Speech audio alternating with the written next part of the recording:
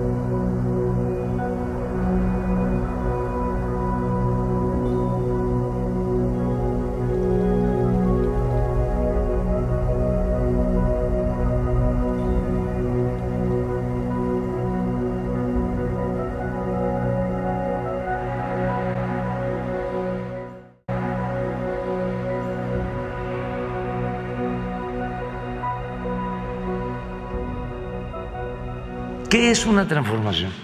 Es tomar medidas atrevidas para enfrentar crisis y contar con el apoyo del pueblo para poder consumar o realizar, llevar a la práctica esos cambios y actuar con arrojo. Gobiernos indecisos, blandengues.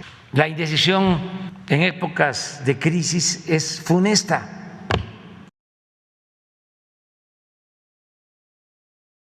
Nada. Y reto a los expertos a que me digan si hay algo que haya dañado más a México que la corrupción de los gobernantes. Eso es lo que dio al traste con todo. Esa es la causa principal de la desigualdad económica, de la desigualdad social, de la violencia y de otros males. A más corrupción, más desigualdad, más pobreza, más violencia. Los países con gobiernos donde no hay corrupción tienen más bienestar y no hay la violencia que desgraciadamente se padece en países en donde ha imperado la corrupción. Es que era un gran saqueo. Se robaban casi todo. De Francia, bueno, ya se buscó nacionalizar la energía eléctrica. Pues es que están cambiando las cosas en el mundo, se está padeciendo mucho, sobre todo en Europa, por inflación y por escasez de alimentos y de energéticos. Todo esto por la guerra de Rusia y Ucrania. Es que la pandemia y la misma guerra de Rusia y Ucrania, lo que hicieron fue, con una secuela de mucho dolor, exacerbar la crisis que ya venía del modelo neoliberal. Ya no se podía mantener esa misma política. Y con la pandemia y con la guerra se precipitó todo.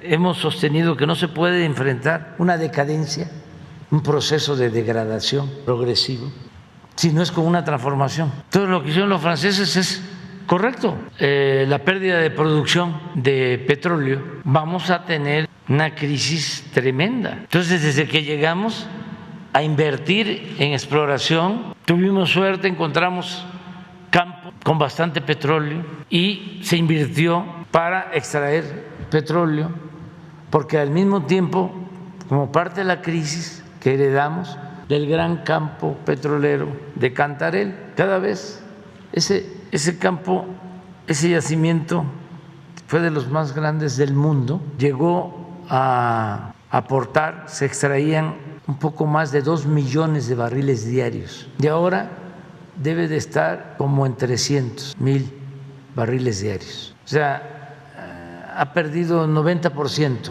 Entonces, ¿cómo se repone eso? Entonces actuamos a tiempo. Lo mismo las refinerías, que ya las habían dejado abandonadas y se estaban convirtiendo en chatarra. Desde que llegamos a invertir, llevamos como 40,000 millones de pesos invertidos en reparación de equipos y por eso aumentamos la capacidad productiva de las refinerías y tomamos la decisión de iniciar la construcción de la nueva refinería y por eso se compró también en una oportunidad, pero habían 10 refinerías en venta, pero baratísimas. No estaba en venta la Deer Park, esto cuando la pandemia, porque todos pensaban, ya vienen los carros eléctricos, ya se acabó la era del petróleo, de los combustibles fósiles, y no, todos quisiéramos pues, ya no se usara el petróleo, pero va a llevar tiempo. En Estados Unidos, donde más autos eléctricos hay es en California y en especial en San Francisco, pero estamos hablando de apenas un 15, un 20% de todo el parque vehicular, que es enorme. Entonces se va a seguir necesitando gasolinas y diésel.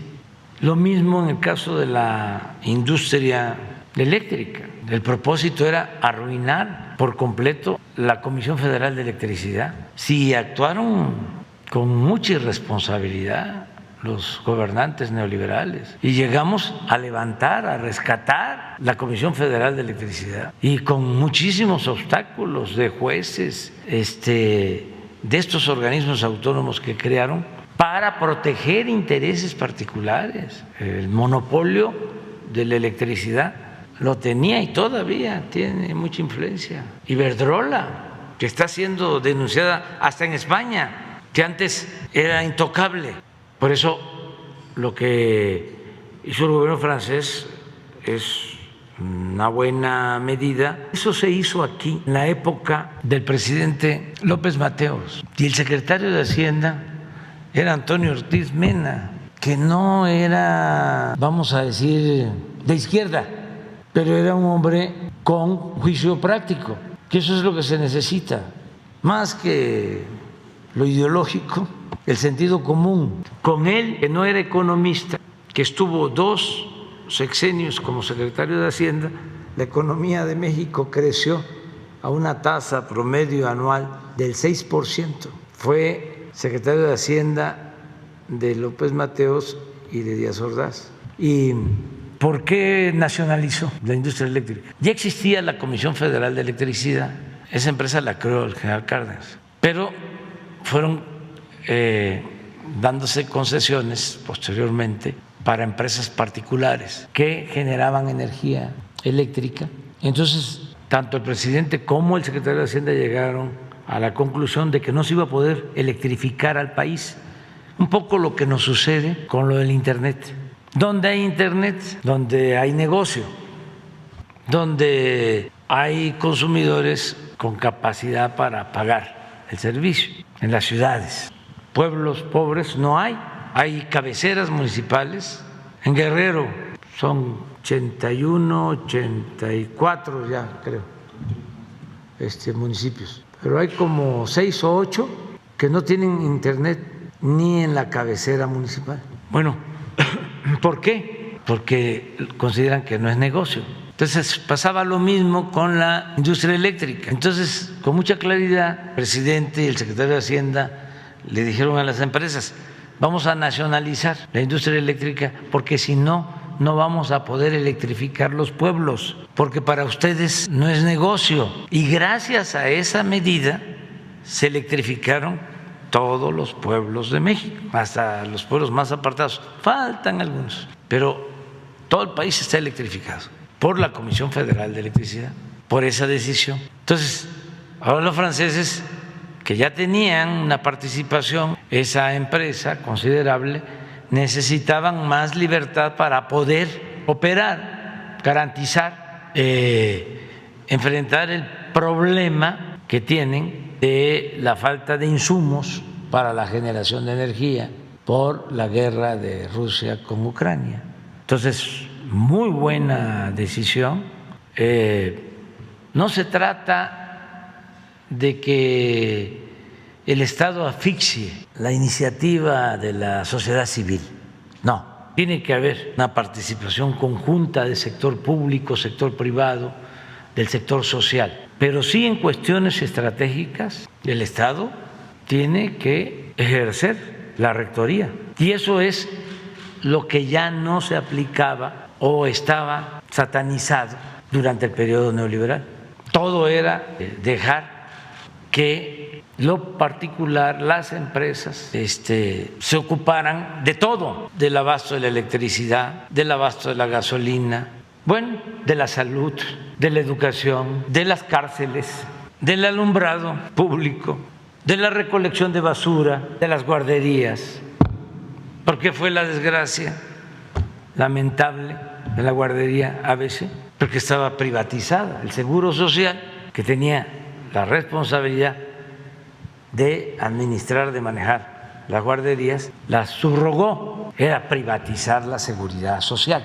Eso era lo que predominaba. Y claro, no puede el Estado abarcarlo todo, pero sí hay cuestiones que son fundamentales, estratégicas, porque está de por medio el interés público, y eso es lo que hicieron los franceses. En el grupo Xcaret, que evidentemente pues no ha sido criticado ni ha salido en la prensa por los muchos ambientalistas que han estado hablando de los tramos del Tren Maya, los socios dueños de este grupo son familiares de Madrazo, quien fue el candidato, y hay una concesión incluso que antes habían puesto el parque Shellhack, era como un parque acuático público, y el gobierno se los concesionó. No se ha revelado por cuánto tiempo ni cuánto es que paga el grupo Xcaret por la concesión al gobierno. Lazos que existen con Madrazo, y que además pues este centro turístico se desarrolló muchísimo y fue creciendo durante los sexenios de Peña Nieto y de Calderón sobre todo.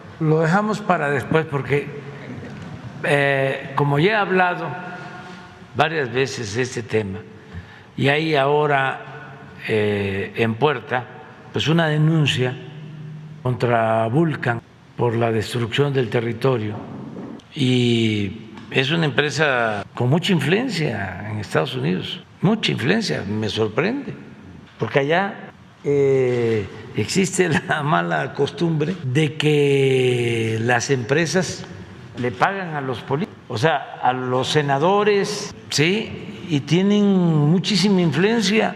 Son capaces de… Una empresa reúne a 10 senadores y firman un desplegado en contra de un gobierno, y no cumplieron, pero no cerramos la puerta porque nos interesa llegar a un acuerdo. En el caso de Xcaret, como se ha denunciado ya varias veces, que ellos están ahí detrás de estos pseudoambientalistas y están dañando a la nación, porque se están perdiendo recursos del presupuesto, porque tienen la obra parada ya 3 meses. Entonces vamos a informar cuánto se está perdiendo. Me acaban de enviar una carta diciéndome que ellos no están participando en el caso de Xcaret, y también el caso de Vulcan, que aquí se llama como Calica, sí, para buscar el acuerdo, porque se trata ya de daños a la hacienda pública, considerables, daños al presupuesto, al dinero del pueblo. Viendo estos asuntos con el Departamento de Estado, vamos a tratar con el presidente Biden asuntos muy importantes para los dos pueblos, para las dos naciones, y le tenemos mucha confianza al presidente Biden. Y es importantísima la política de buena vecindad, y a eso vamos a Estados Unidos.